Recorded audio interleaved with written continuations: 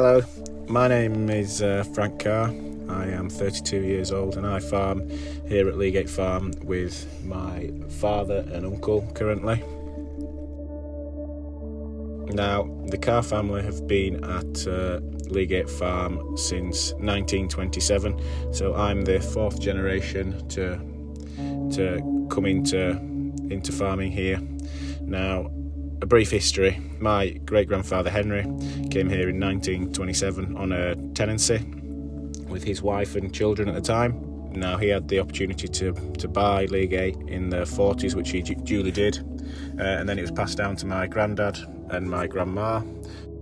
Now, this is where it gets a bit confusing because both my granddad and father are also called Frank, so when my granddad Frank and Florence were farming here, my grandma was really instrumental in laying the foundations to allow Leagate to be what it is today, in regards that she was a very clever woman. She was a maths university lecturer, which was quite rare at the time, and she gave up that and she came and married Frank, and she then did the bookkeeping for the farm. Not many farms at the time would have had a bookkeeper, let alone a maths professor bookkeeper, so she was very good at keeping an eye on the numbers and making sure Leagate was remaining profitable. Also, along with that, when they got married, my grandma came with the dowry.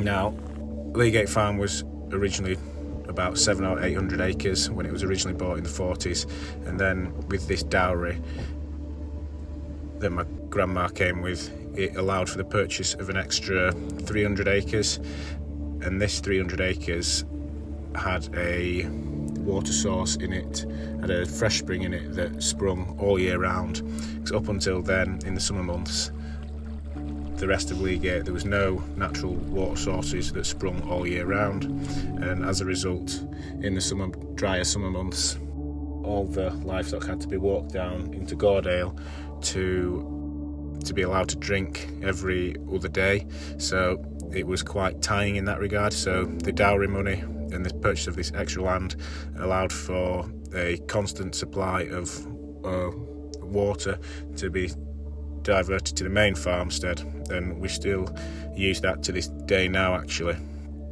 Now, every generation of Leagate farmers pushed forward and built on the previous generation. I hopefully intend to do the same. So my granddad Frank and grandma Florence obviously kept the books tight and bought this land, and then my father and uncle, they bought more land themselves, and it improved the land up here that we have currently, and it has allowed Leagate Farm to thrive into what it is. So livestock wise, we are a beef and sheep farm. The main farm is about 1,200 feet above sea level, and it rises up to 1,800 feet at our highest point.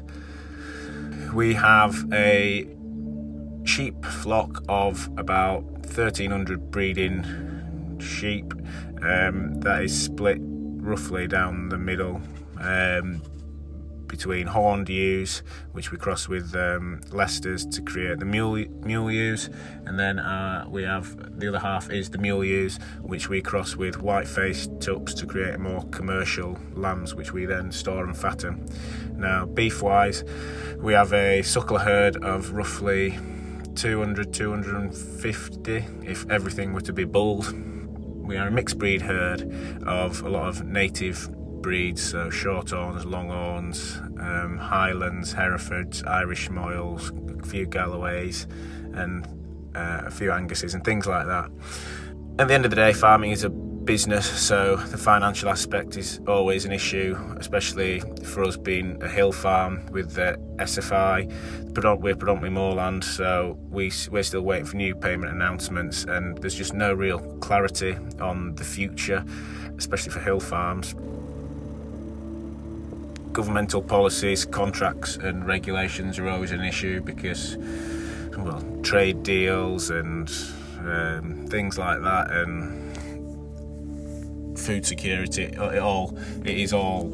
It affects everyone in this industry.